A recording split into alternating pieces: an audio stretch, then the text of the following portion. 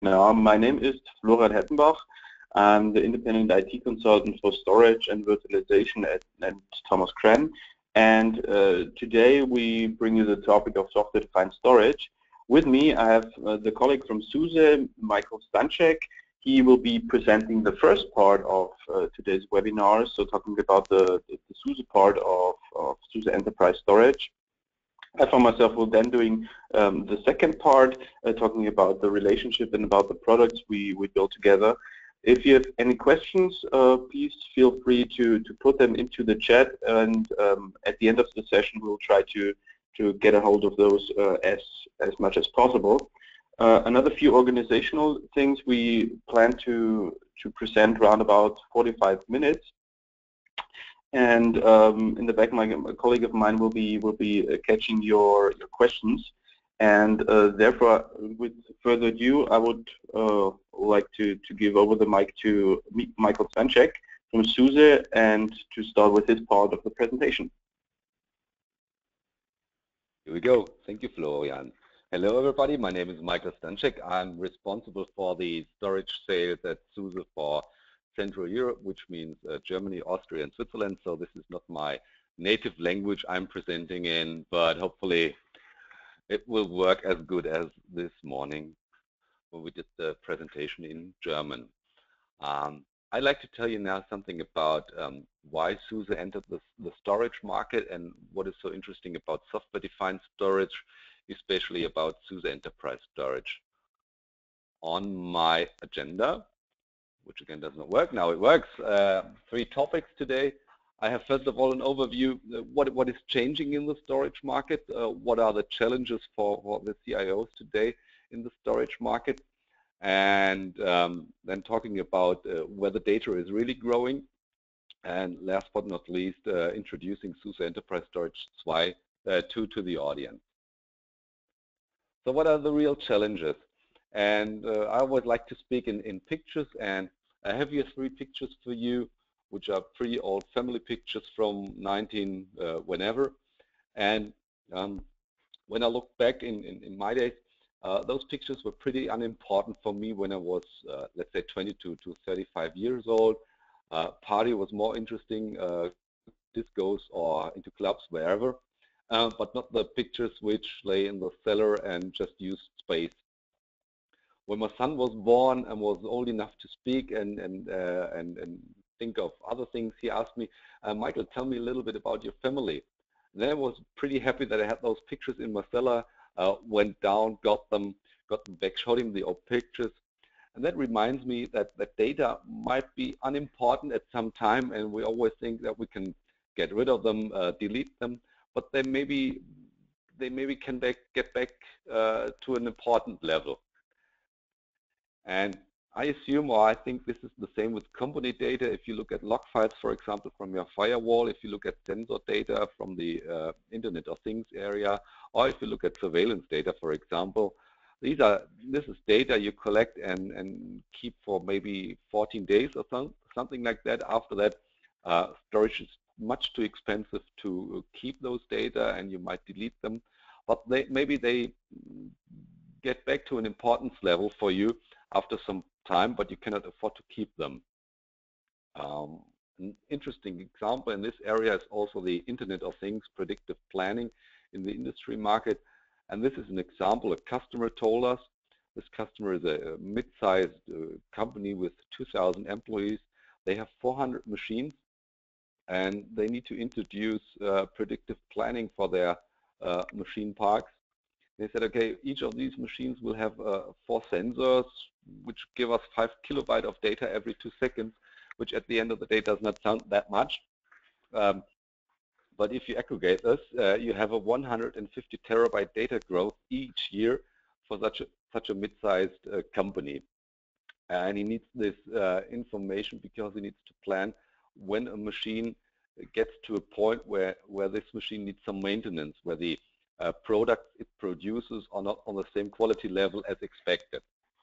So this is pretty interesting because in the past the data storage was much too expensive for him, so that an outage of the machinery was much cheaper than the invest into the storage, but now due to software-defined storage or SUSE Enterprise Storage, software storage is much cheaper, so that there is a return on invest for both SUSE Enterprise Storage and also for the predictive planning process he introduced.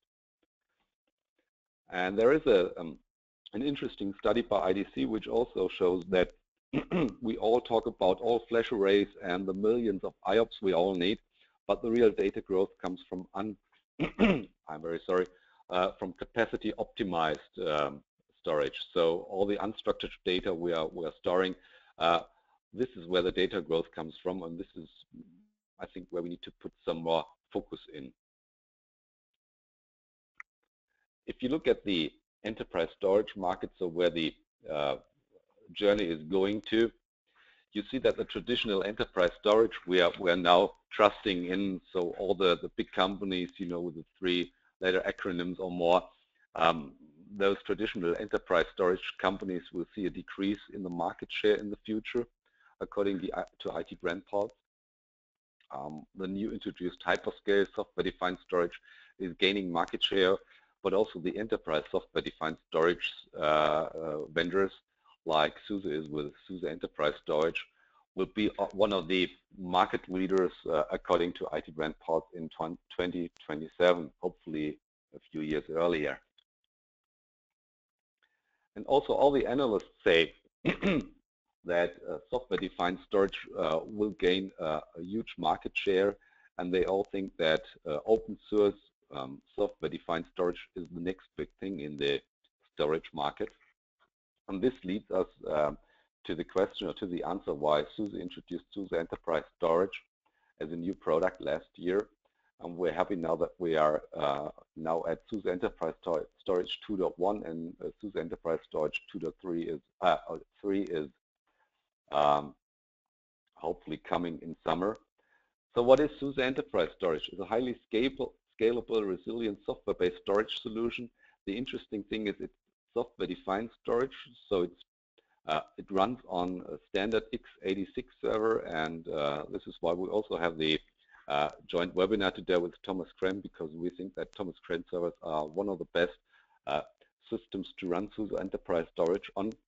And if you introduce such a massive hyperscaling software-defined storage system, you also need some interesting self-managing, self-healing functionality, and you also need some classic enterprise functionality which you relied on in the past, like active failover, like metro clusters, whatever, so you can split your system into many data centers and have the same data on each data center, and if one data center fails, the other works seamlessly like the other.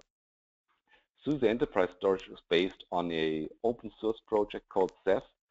Ceph was introduced, I think, 14 years ago now, and is one of the most interesting open source project right now you can look at, and is the fastest growing open source project in the software-defined storage area. As I already said, there are two different kind of workloads which have different ideas behind. We had that, as you could see in the in one of the former slides, we had that I/O intensive workloads, which are really important, but which are not the one with the biggest growth. And you have the unstructured data workloads. And we think that SUSE Enterprise Storage is a really great product if you look at all the other workloads, but we think if you want to use a storage system for high-end workloads, such as high-end databases, ERP systems, whatever, there are many good SSD-based all-flash arrays, for example, with fiber channel connectivity, which are really good for. We think that SUSE Enterprise Storage is the best storage product for all the rest. So what are the features of our product? As I said, it's unlimited scalability. I always like to say it scales up to Brontobyte, because then everybody looks it up at Wikipedia and looks what Brontobyte really is. It's self-repairing. If you have a massive scaling software, you really need that feature, because if you have 100 or more petabytes running in your data center, you are not able to look at all the systems every day. You need to have a software which really does that everything for you. Also looking at enterprise features, we all know that saving data first to high-level SSDs and later on tier those data to SATAs is a really good feature. This is also possible within SUSE Enterprise Storage. The functionality is called data cache tiering, and also thin provisioning, where you show your customers 100 petabyte and more, but only have 2 terabytes of physical data behind, is a really great feature. Cloning, respectively, snapshotting is also very important, and erasure coding is something Florian will also tell you something about. This is pretty interesting. It's a kind of RAID technology, but with less space-consuming features. With SUSE Enterprise Storage, you have a kind of unified storage system, unified in that area that we can give you object storage access, like Amazon S3 and native object.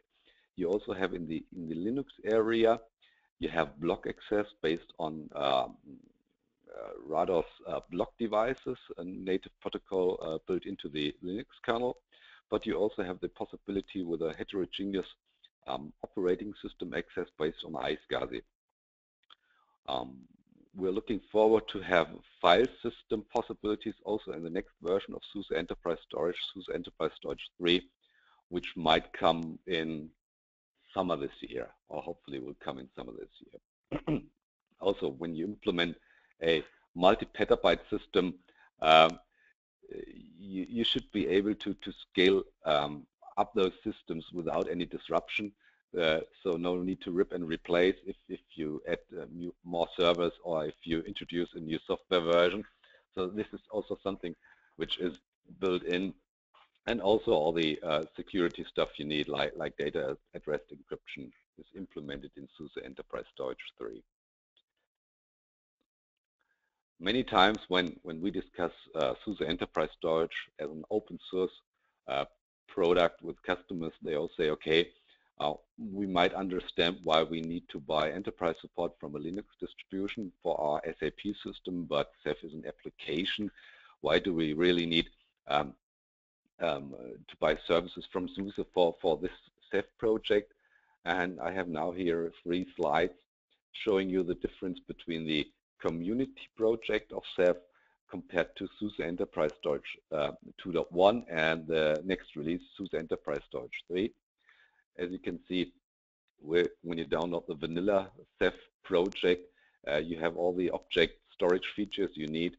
You have part of the block storage features. You only have Linux block storage right now, and you don't have file system. And if you look to the right, you don't really have a simple install and simple management and monitoring features. You don't have the heterogeneous operating system access, and you're also lacking some of the security features. Compared now to SUSE Enterprise Storage 2.1, we have the full block storage access by introducing iSCSI to SUSE Enterprise Storage.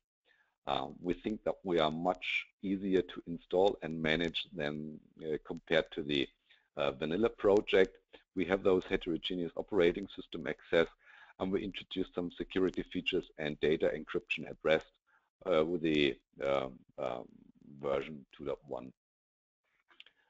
Going forward to SUSE Enterprise Storage 3, you see that we will introduce file system access in SUSE Enterprise Storage 3 as a technical preview, or planned as a technical preview only in SUSE Enterprise Storage 3. This is something we always do when we introduce new features to an open source project, to have the first month having a kind of learning curve, how it really works on the customer side, and later on to have it generally supported. So it's a technical preview, but file system, we're really keen to see this in SUSE Enterprise Storage 3. Hopefully we might see some better management tools, because we're partnering with OpenATIC to introduce some really great features OpenATIC has in the management space, and want to implement this in SUSE Enterprise Storage 3. And we also put some more features into the security area, with data encryption at flight. And also we want to introduce asynchronous remote data replication. Pretty interesting. We first have the synchronous data replication to other sites, kind of split or multi-site mirrors, and we need to implement asynchronous remote data replication. That's interesting because most of the other storage companies I know they first have asynchronous data replication and try to introduce synchronous. We are the other way around. Nice problem to have. If you're backing an open source project, you also need to have some really good knowledge of what they are doing. So we are part of the advisory board at Ceph, together with some other interesting companies. I think CERN is one of the largest companies using Ceph, with I think more than 300 petabytes of storage. Cisco, Intel, Fujitsu, but also SanDisk and some other Linux distributors are backing this open source project. Let's have a look at use cases. What are you able to do with SUSE Enterprise Storage 3? Starting with the protocols, as I mentioned, we have the S3 Amazon Web Services protocol enabled, but also native object storage. If you use OpenStack, then Ceph might be your first choice as the storage part for OpenStack, which really integrates very smoothly with Cinder and Swift. We also have iSCSI as mentioned, and we plan to have CephFS in summer 2016. Also, we fully support all hypervisors on the market, hopefully all. I think there is one which I didn't mention, but I think KVM, Xen, Microsoft, and VMware are 99.9% of all the market shares we have in the hypervisor market. I already mentioned all the operating systems. And if you look above the services, you have the use cases, and this is really the interesting thing. It's really looking at the unstructured data, the healthcare market. In Germany, we call it Industry 4.0, the Internet of Things area. This is where the data comes from, and this is where all the new use cases come from, which really need some highly scalable storage, because right now we are just talking about terabytes, but I know many customers, all the big, yes, but also some interesting small, medium-sized enterprises which are still at the terabyte, but already talking about the petabyte storage area. And this leads me to my last slide. It's the revolution towards the software-defined anything. If you look on the left side, I think this is 1998 or something like that, when we have one server with local hard disks, with a local backup drive implemented in the server, running one application, mail, database, file services, whatever. Beginning of 2000, let's say 2003, 2004, we introduced hypervisors to the market. So customers just bought 3 to whatever X ESX servers running all the applications on. And then they needed some kind of traditional storage, centralized storage to have all the data on. Now when we look at what happens now is maybe this year or in the next few years, we just have x86 servers in our data centers, no traditional centralized storage, but everything is x86 servers running compute and storage on the same hardware, and just having network equipment for the connectivity to the rest of the world.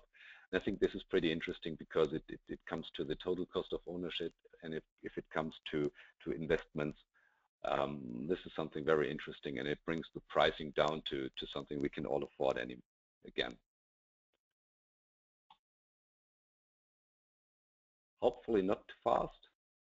That was the SUSE part of enterprise storage, and I think Florian has some very interesting insights about how SUSE works, or SUSE Enterprise Storage works on Thomas-Krenn server, and what our journey was together to the software-defined storage.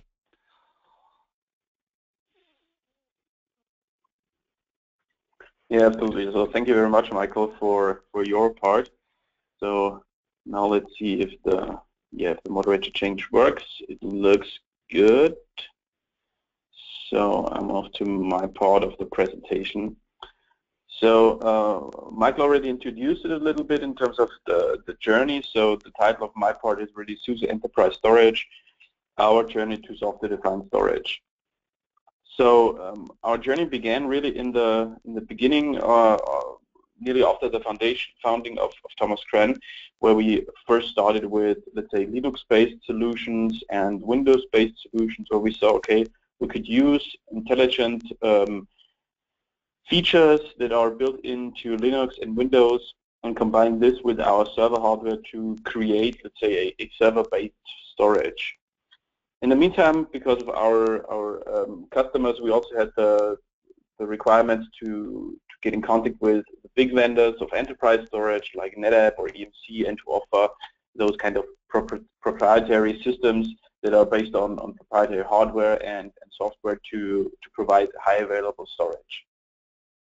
And going forward in the timeline, we also came across ZFS-based solutions, for example, our Nexenta solutions, where we saw that this was really a turning point for us to see that the intelligent software combined with really powerful hardware, and we see this today that the CPU utilization is really in the 1% in the 1% field. That there is a lot of power and a lot of also RAM available to be used for storage applications. And we also still provide entry-level solutions combined in terms of, like, for example, Synology solutions, where we address a different market. But with the ZFS-based solutions, we saw that it is really what is possible in the future. And in the end, now we came across object storage, and to partner with SUSE was really an important step for us, where we saw this will be the future, this will be the next step to be able to provide really fast, secure, and stable storage through object, where you could just take standard x86 servers, combine this with software solution, and have a extremely scalable solution. So in general, we see this change going on in the industry from, let's say, specialized to standardized infrastructures and solutions. So when you take on the left side the specialized monolithic solutions, like here these storage clusters from NetApp, where you have those big systems, rack-wide systems, where you're kind of locked in the system, and going to a more open approach where we combine hardware, standard hardware, servers, and JBoards with standard components, and in connection with intelligent software to create a storage system. When you go into the hardware, here we see on the left side the classic RAID controller, also a specialized card with intelligence on it, which has let's say, which is purpose-built to do the RAID calculations, going to the industry is developing to HBAs, in which the HBA is only providing the HDD connection to the hard drive for the operating system, or for the storage operating system to see and to connect to. So no intelligence, all the intelligence lies within the software stack, which is in many cases combined with the operating system. So we see that the time is now really to create such solutions.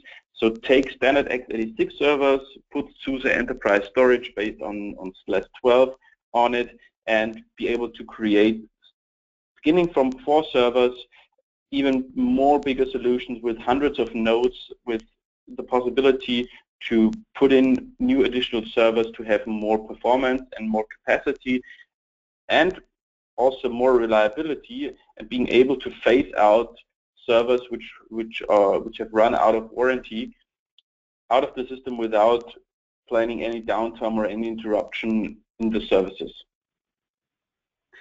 So you might ask, why do we choose SUSE Enterprise Storage and SUSE in general? Of course, both our companies are based in Germany, and we saw that even though customers and partners were talking to us and asking about Ceph solutions, we saw that we need somebody with already experience in this market, and SUSE has a very good reputation in all the big industries in Germany, from the car manufacturers to other industries, where they already know about the requirements of storage in enterprise environments. And therefore it was clear for us to work together and create a new solution, specifically not only for the big companies, because we have Michael already mentioned CERN and also the Deutsche Telekom, which have a lot of terabytes and even petabytes of storage where they're already using Ceph, but we wanted to create a package where the even small and medium-sized businesses can relate to and get a feeling about, okay, what is the solution be able to perform in terms of bandwidth and IOPS, but also to have a feeling about pricing. How much does the solution cost? What advantages does it offer for me and my company? So this was all the background behind our decision to work with SUSE. So what we've built really concrete was, you see here a photo of the lab setup at the Thomas-Krenn headquarters, where we have those 4 nodes where we run SLES on. We have 2 Netgear switches already based on 10G based T network with copper cabling to be our first test setup, where we did also a lot of performance testing to create a documentation about what is possible with standard x86 server from us and SUSE Enterprise Storage. So when you look at single nodes, so those are called the OSD nodes. Don't be confused about OSD mentioning. An OSD in general is one device, so an HDD or an SSD. When you have the server which holds all the SSDs and HDDs, we always call it OSD node, which hosts the OSDs. So we have, in terms of RAM, run about 64 gigabytes of RAM. In general, a rule of thumb is the more the better, because you need to imagine that all the things in the past the array controller did, and all the calculations and advanced storage features, need to rely on CPU and RAM power. We have created 2 pools. So one was an HDD pool with a raw capacity of 8 terabytes. We use standard nearline SAS drives and also SATA SSDs. So 1 terabyte of SSD storage to do really the performance benchmarking on it. The other thing you now see here are so-called disk on modules. So we put the operating system /12 not on HDDs or SSDs, which are plugged into the front of the server, but we used those disk on modules, SATA modules, created then a RAID 1 on those modules to be able to really utilize all the possible capacity which goes into the front of the server. The infrastructure looks like this way. So we have a 10G based T cluster network. We have a admin host in this cluster network, which is doing all the managing, and the general basic infrastructure looks like this. So we have 4 servers called OSD 1 to 4 running /12, and of course the hardware comes from us.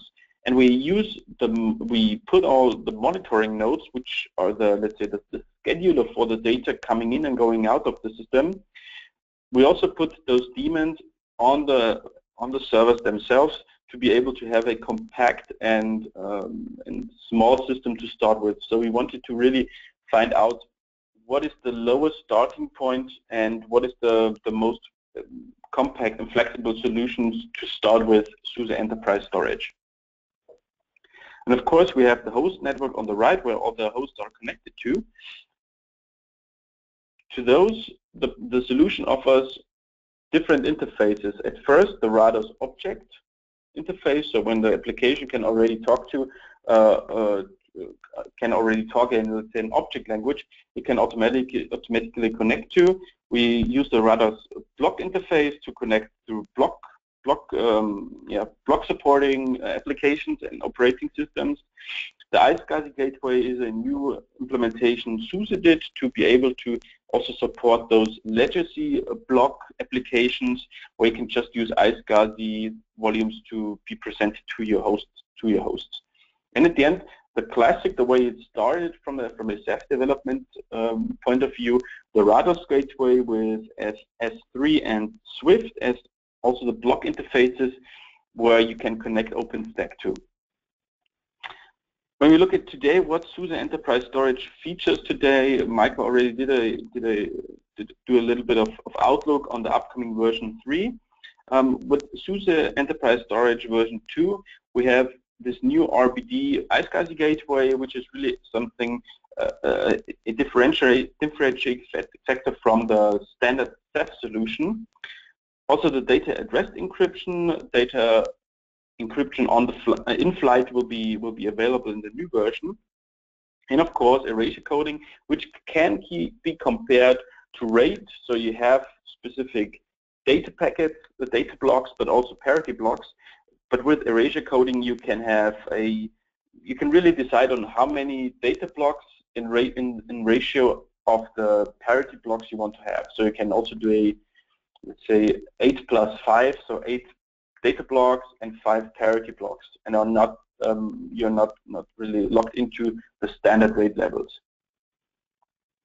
So the software, as I mentioned before, is based on /12. We're running the monitor daemon on it, and SUSE Enterprise Storage as packet and daemon. And for monitoring, we use Calamari, which comes also as an open source project. But also, SUSE also did invest a lot of time and money into providing a management solution. Michael already told us about the OpenEThic collaboration, where it's moreover to provide a graphical user interface to not only monitor the solution, but also manage the solution. So how did we test? At first, we created our first pool with the 16 times HDD OSDs, and we had the second pool with 8 OSDs comprised out of SSDs.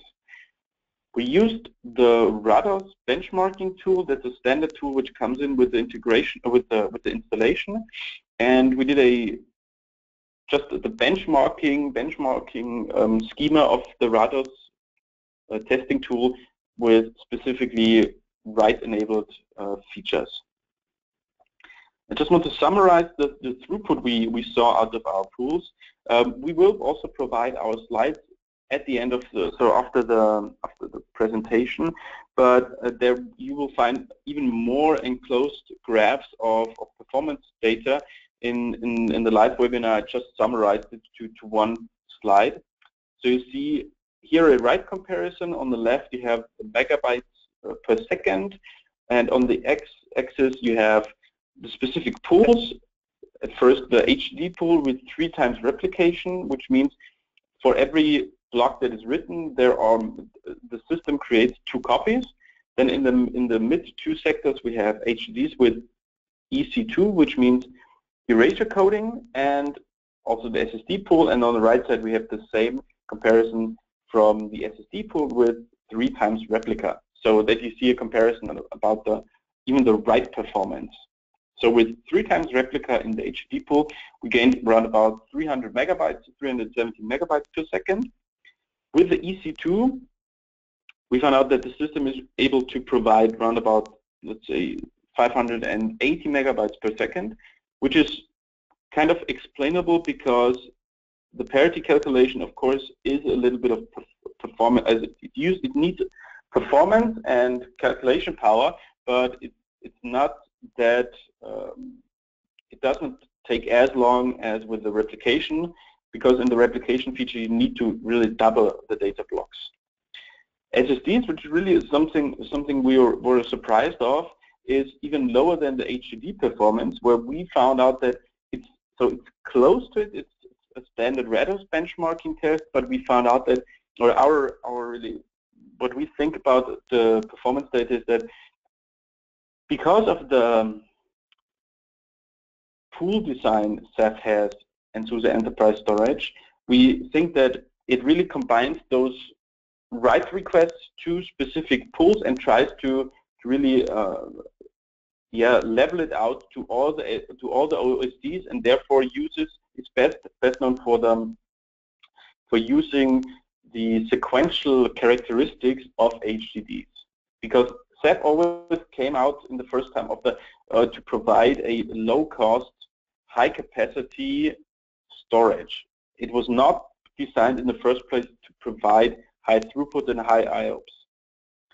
When we look at the last pool, we see that it's even more faster with replicas. We suspect that it's because of the higher bandwidth and higher endurance capabilities of SSDs with a replicated pool. And as I mentioned before, you will find more detailed information about the testing, not only in the presentation afterwards, but also in the white paper we will be releasing. When we look at latency, we also found out a few interesting things.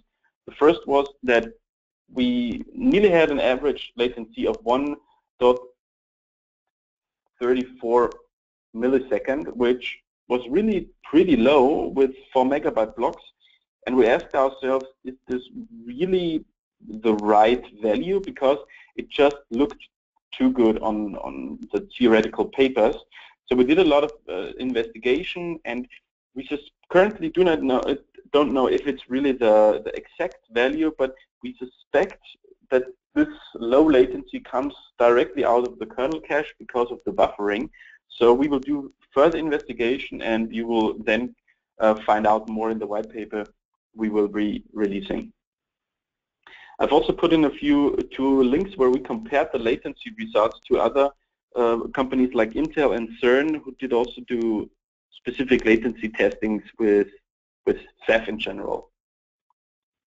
When we look now at performance considerations, we have a few really lessons learned out of that. So at first, you should take HBAs. When you test Ceph or SUSE Enterprise Storage, you don't need to have a RAID controller.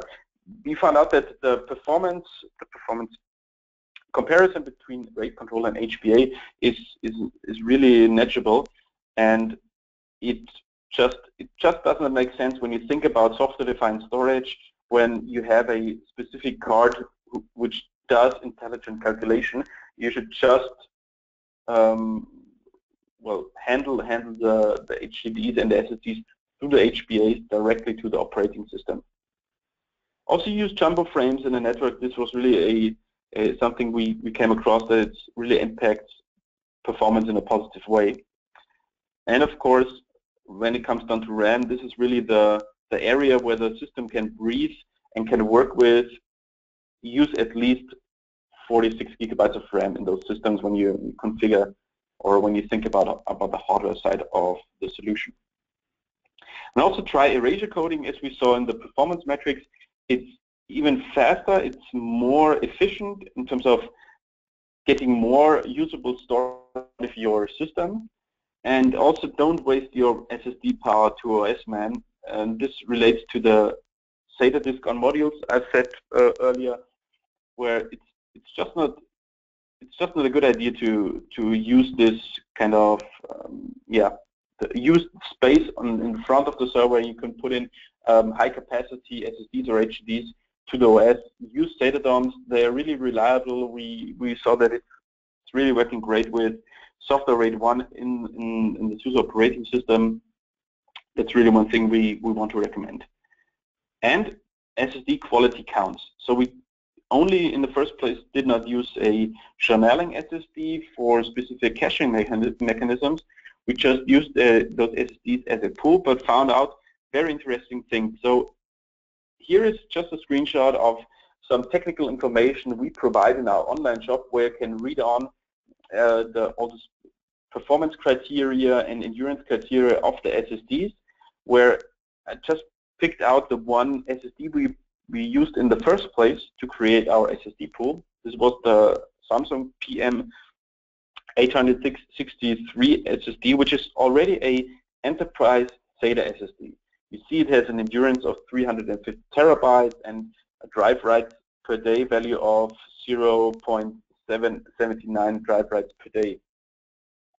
We found out that those are good and cheap SSDs, but when writing to those of the specific amount of time, we saw that those were just not handling the endurance and handling the write request the system is, or the RADAS benchmark is putting it into the system. So we exchanged those to the Intel S370 series, so this S3710 series, which has, when you compare it, 10 times more endurance than the Samsung SSDs in this case, where we saw that we're really happy with the performance. It's absolutely providing stable performance over the whole period of time of the testing. So we will recommend that, even though it seems to be the drive seems to be the SSD seems to be more expensive, it's really it's worth the effort, because when you look at the time you need to do debugging and looking into solutions, what is really causing the problem. It's worth to invest this money in good SSDs in terms of quality. We also found out in our testing what we can optimize and will optimize in the future. This is also one area where we said, okay, the Netgear switches are fine, they're working pretty good, but we will also do do more testing with more, well, let's say Cisco switches or other switches to see is there a difference, and with more high quality switches which are not the, let's say, the low end but still good to use, and like the Netgear switches. Also cabling, to do another cabling, not using standard copper cabling, but using SFP plus copper cabling with direct attached cables, and also try to out. Perhaps we will use fiber optics to see how much difference in performance we can achieve, and of course journaling. So to use the SSDs in the journaling area of Ceph to be able to aggregate those IOs running onto getting to the system and seeing how much really what performance boost do we get out of this. So what's next? In general, more performance testing, of course, more tweaking, and the white paper release. Of course, when you want to be notified by the release, please leave us a note or contact us via our general email address, so we can send out that information when the white paper is released. What we made of it at the end, it's, let's say, a bundle you can already configure in our online shop and see about the pricing. It's combined out of, you see it here, those 4 OSD nodes with a management server and the 2 Netgear switches.